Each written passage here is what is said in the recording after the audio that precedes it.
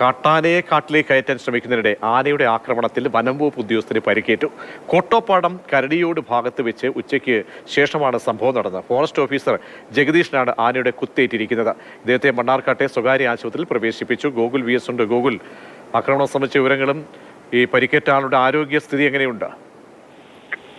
പരിക്കേറ്റ ആളുടെ ആരോഗ്യസ്ഥിതി ഗുരുതരമല്ല എന്നുള്ളതാണ് അറിയാൻ കഴിയുന്നത്. കോട്ടോപ്പാടത്താണ് കാട്ടാനയെ തുരത്തുന്നതിനിടെ വനപാലകന് നേരെ കാട്ടാനയുടെ ആക്രമണം ഉണ്ടായത്. വനം വകുപ്പ് ഉദ്യോഗസ്ഥനാണ് പരിക്കേറ്റത്. തിരുവിഴാംകുന്ന് ഡെപ്യൂട്ടി റേഞ്ച് ഫോറസ്റ്റ് ഓഫീസറായ ഗ്രേഡ് M ജഗദീഷിനാണ് പരിക്കേറ്റത്. പരിക്ക് ഗുരുതരമല്ല എന്നുള്ളതാണ് അറിയാൻ കഴിയുന്നത്. ഇദ്ദേഹത്തെ സ്വകാര്യ ആശുപത്രിയിലേക്ക് സഹപ്രവർത്തകർ മാറ്റിയിട്ടുണ്ട്. ഇന്ന് വൈകിട്ടാണ് സംഭവം ഉണ്ടായത്.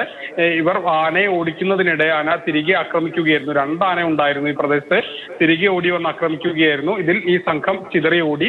അതിൽ അങ്ങനെ ഓടുന്നതിനിടെയാണ് പരിക്ക് പറ്റിയതെന്നാണ് അറിയാൻ കഴിയുന്നത്. ഏതായാലും പരിക്കിപ്പോൾ ഗുരുതരമല്ല എന്നുള്ള വാർത്തകൾ പുറത്തു വരുന്നു. അത് ആശ്വാസമുള്ള കാര്യമാണ്. ശരി ഗോകുൽ.